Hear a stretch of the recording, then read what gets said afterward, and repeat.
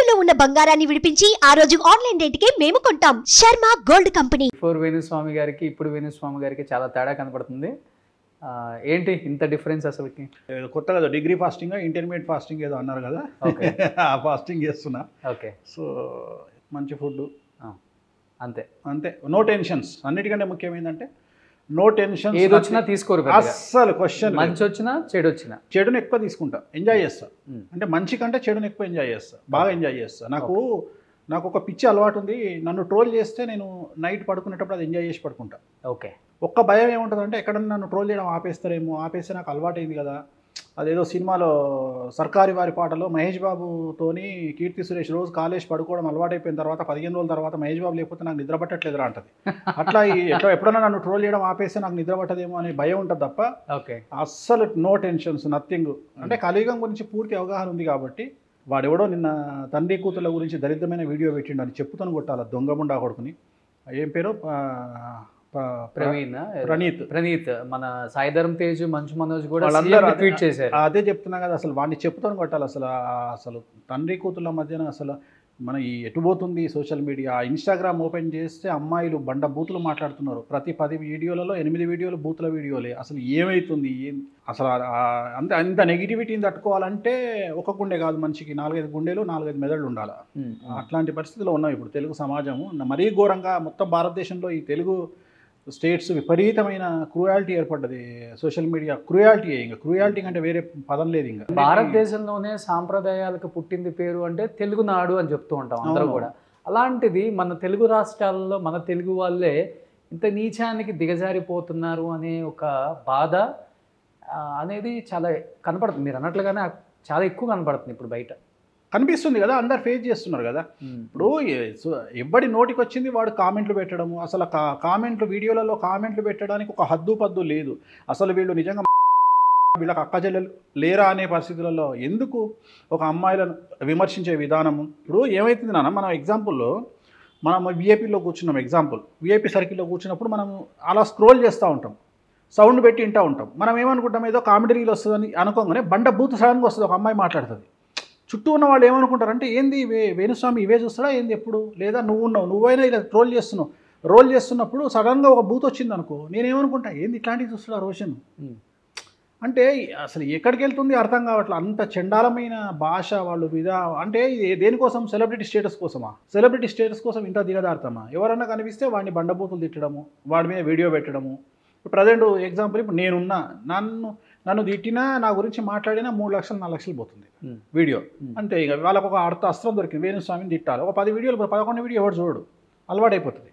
So ఇదే పని రా, ఇంకా ఇదే పని కదా వాళ్ళకి. ఇప్పుడు ఏదో యూట్యూబ్లో తిట్టుకుంటే ఒక 1,00,000 వ్యూస్కి ఒక 5,000 వచ్చినాయి అనుకుందాం సపోజ్. అట్లా ఒక 5 లక్షల వ్యూస్ పోయినా కానీ ఒక 10,000 వస్తాయి కదా. 10,000 అంటే వాడి లెవెల్కి పెద్దనే కదా, అడక తినేవాడికి చాలా పెద్ద విషయం 10,000 అంటే. సో ఇంకా వాడు రోజు వాడిని తిట్టుకోవడమే వాని పని, ఎవరినో ఒకరిని తిట్టడం, లేదంటే కామెంట్లు పెట్టడం. అసలు ఎక్కడికి వెళ్తుంది? అంటే సామాన్యుడిగా ఉంటే మనకేం గుర్తింపు ఉంటుంది? ఏదో ఒక విధంగా మనం కూడా ఫేమస్ అవ్వాలి, సెలబ్రిటీ, ప్రతివాడికి సెలబ్రిటీ కావాలి, బిగ్ బాస్కి వెళ్ళాలి, లేదా ఆంధ్రప్రదేశ్లో ఎమ్మెల్యేగా పోటీ చేయాలి. ఫస్ట్ హిందూ మతాన్ని తిట్టాలి, లేదా జ్యోతిష్యుని తిట్టాలి, లేదా హిందూ మతానికి సంబంధించిన స్వామీజీని తిట్టాలి, లేదా వెంకటేశ్వర స్వామిని తిట్టాలి, లేదా రాముని తిట్టాలి, లేదా గ్రహణాలను తిట్టాలి.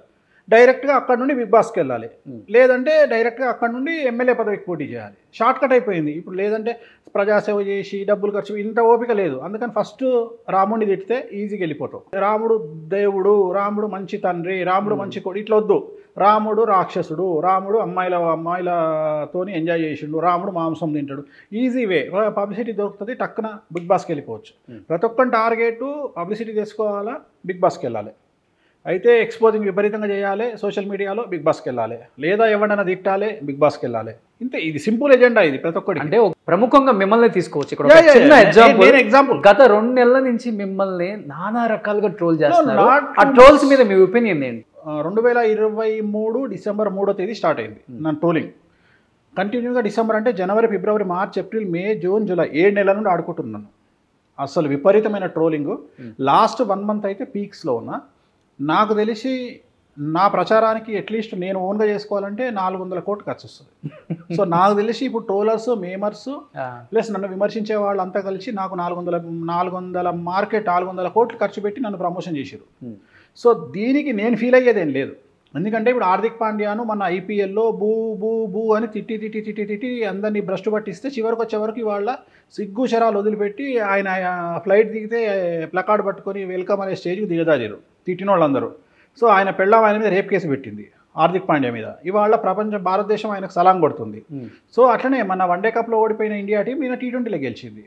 సో పెద్ద విషయం ఏం కాదు కదా. ఇప్పుడు ఒక హాస్పిటల్లో ఒక డెడ్ బాడీ ఒక వ్యక్తి చనిపోయి ఒక డెడ్ బాడీని తీసుకెళ్తున్న సందర్భంలో మనం ఒక పేషెంట్ని తీసుకొని లోపలికి వెళ్ళంగానే ఆ డెడ్ బాడీని చూసి మనం వెనక్కి రాం కదా, మనోడిని తీసుకొని లోపలికి వెళ్తాం, వెళ్ళి అడ్మిట్ చేస్తాం. అట్లనే వేణుస్వామి చెప్పిన ఫెయిల్యూర్స్ డెడ్ బాడీతో సమానం. ఒకవేళ ఒక ఫెయిల్యూర్ అయినంత మాత్రాన మిగిలిన వాళ్ళు నా దగ్గరికి రారు, నన్ను ట్రోల్ చేసినంత మాత్రం నా దగ్గరికి రారు అని అట్లాంటి వాళ్ళు నాకు వద్దే వద్దు. నేను ఇంకా పెరిగిపోయారు, నేను వచ్చేసరికి ఫుల్గా ఉన్నారు అసలు. నేను 1 hour వెయిట్ చేశాను. అదే చెప్తున్నా కదా. సో అదే పరిస్థితి. ఒక ఎగ్జాంపుల్ చెప్తా. ఇప్పుడు ఒక ఊర్లో ఒక దేవాలయం ఉందంట. ఆ దేవాలయం దగ్గరికి విపరీతంగా జనాలు వస్తున్నారు. ఆ దేవాలయంలో ప్రసాదం తిని ఎదురుగా ఉన్నటువంటి చెత్త కుండీలో ఈ దొప్పలు అంటాం కదా, ప్రసాదం తిన్న దొప్పలు ఇస్తరాకులు వేస్తున్నారంట. అక్కడ కుక్కలు ఒక 4 తింటున్నాయి. ఆ 4 కుక్కలు అనుకున్నాయంట, మనం గ్రామసింహాలు మనల్ని ఎవరు పట్టించుకోవట్లేదు, జనాలందరూ ఆ గుడి వైపే వెళ్తున్నారు అంటే ఇంకో మేధావి కుక్క వచ్చి ఈ కుక్కలకు చెప్పిందంట, మీరు వెళ్ళి గట్టిగా మొరగండి, ఆ దేవుడి మన దేవాలయం ముందుకు వెళ్ళి మెట్ల దగ్గర నిల్చొని అరవండి, అరిస్తే ఎవడు రాడు అక్కడికి అని చెప్పిందంట. అంటే ఈ 4 కుక్కలు వచ్చి ఆ గుడి ముందరకు వచ్చి అరుస్తున్నాయంట, భయంకరంగా డైలీ అరుస్తున్నాయంట 15 రోజులు. ఈ విషయం ఆ నోట ఈ నోట ఉన్న చుట్టుపక్కల గ్రామాలకు తెలియంగానే రెగ్యులర్గా వచ్చే భక్తులు కాకుండా కొత్త భక్తులు వచ్చారంట దేవాలయానికి. నా పరిస్థితి అట్లుంది. రెగ్యులర్గా వచ్చే క్లయింట్లు కాకుండా వీళ్ళు మొరగడం వల్ల కొత్త వాళ్ళు వస్తున్నారు ఇప్పుడు నా దగ్గరికి. అంటే నా క్లయింటెల్ పెరిగింది, నాకున్న ఇమేజ్ పెరిగింది. అంటే ఆలోచిస్తారు కదా.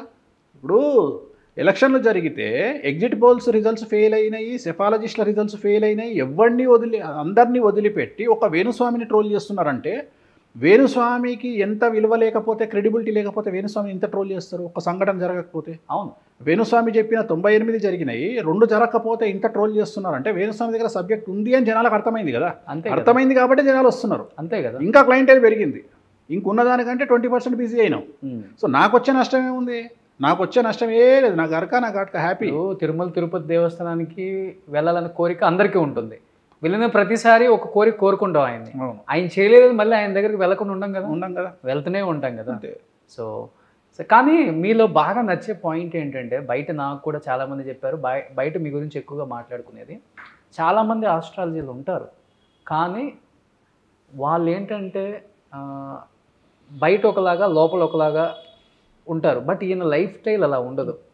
ఈయన చేసే పని జనానికి తెలుస్తుంది, పర్సనల్ లైఫ్లో చేసే పని కూడా ఆయన అలానే పోస్ట్ చేస్తారు, సోషల్ మీడియాలో వైరల్ అవుతూ ఉంటాయి.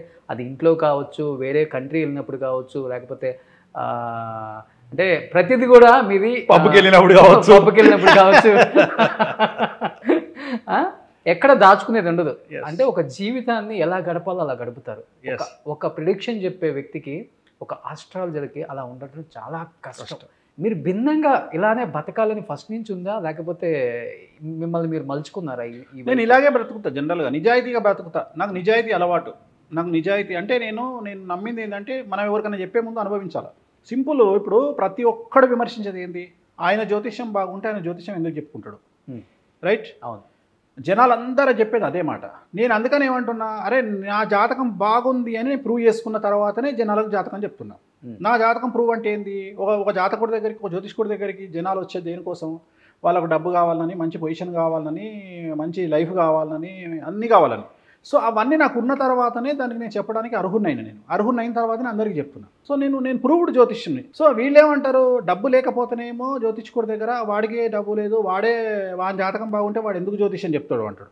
ఒకవేళ డబ్బు సంపాదించుకుంటే జ్యోతిష్కుడు వాడు అంత డబ్బు ఎట్లా సంపాదించిండు అని విమర్శిస్తారు. సో ఈ కుక్కలకు మనం ఎందుకు ఆన్సర్ చెప్పాలి? మన పని మనం చేసుకుంటూ వెళ్ళిపోదాం, రైట్? అసలు నాకు రేంజ్ రోవర్ కారు ఉన్న విషయం కూడా నీ వల్లనే తెలిసింది సమాజానికి. అవును, అసలు లేకుండా అంతవరకు అసలు ఎవరికి తెలియదు. సరే, నా లైఫ్ స్టైల్ నాది. నాకు పబ్ ఉండే, అమ్మేసిన. సరే, నాకు మెయింటెనెన్స్ కాలేదు, నా వల్ల కావట్లేదు, అమ్మేసుకున్నా. సో పబ్కి వెళ్ళడం అనేది మన కళామందిర్ కళ్యాణ్ బర్త్డేకి నేను పబ్కి వెళ్ళిన, ఆయన బర్త్డే రోజు వెళ్ళిన. వెళ్తే అదొక పెద్ద తప్పు అయినట్టు దాన్ని ఏదో అడ్డంగా దొరికిన వేణుస్వామి అని ట్రోల్ చేస్తున్నారు. అరే నేనే మందు తాగుతాను చెప్పుకున్నాక అడ్డంగా దొరికేది ఏముంది నాకు అర్థం కాదు. జనాలకు పిచ్చి ఉండాలా ఈ వెర్రా నాకు అర్థం కాదు. నేనే చెప్పిన తర్వాత నాన్ వెజ్ తింటా పబ్కి వెళ్తా అని నువ్వు ఏదో కొత్త విషయం అన్నట్టు సన్నీ లియోన్ లిప్ లాక్ ఇస్తూ దొరికినట్టు దాన్ని ఒక sensational video. Sunny Leone lip lock ఇస్తే ఏమన్నా సెన్సేషన్ అంటారా? సన్నీ లియోన్ 3000 వీడియోలు ఉంటాయి యూట్యూబ్ గూగుల్లో. ఓకే నేను సన్నీ లియోన్ లాంటోని అదేదో తీసుకొచ్చి వేణుస్వామి పబ్లో దొరికింది సిగ్గుండాలి చెప్పుకోవడానికి. నేనే చెప్తున్నా, నేనే చెప్పుకుంటున్నా, ఇంకేముంది. నేను ఆస్ట్రేలియా పోయినా వీడియో పెడుతున్నా, బ్యాంకాక్ పోయినా వీడియో పెడుతున్నా. నా ఇష్టం, నా నేనేమో గుళ్ళో పూజారినా లేకపోతే ఊర్లో పురోహితున్నా? నాకు నియమాలు నిష్టలు ఉండడానికి. నేను ఒక ప్రొఫెషనల్ ఆస్ట్రాలజర్ని. ఆస్ట్రాలజర్కు రూల్స్ అండ్ రెగ్యులేషన్స్ ఏమి ఉండవు కదా. లేకపోతే నేను కూడా ఇవన్నీ బంద్ చేసి సన్యాసం తీసుకునేవాడిని. నేను ఆ టైపు కాదు. నేను భోగలాలస్తుంది, నా ఇష్టం వచ్చింది చేస్తా. నా సబ్జెక్టు వేరు, నా వృత్తి వేరు, నా ప్రవృత్తి వేరు. బరాబర్ చేసుకుంటా, ఎవడు అసలు చూసుకుంటా. మీ బిజినెస్ ఏదైనా మీ ఊర్లో ప్రమోషన్ చేయాలంటే అది సుమన్ టీవీతోనే సాధ్యం. ఇప్పుడే సంప్రదించండి.